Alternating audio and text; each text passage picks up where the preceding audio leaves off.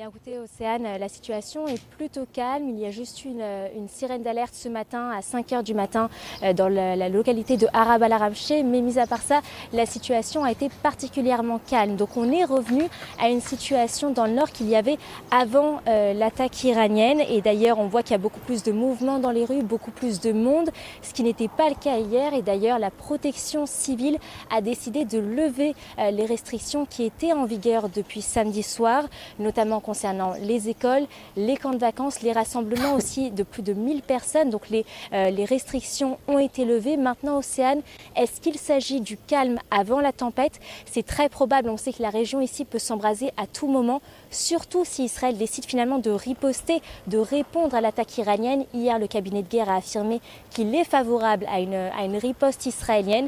La question, c'est de savoir quand et comment.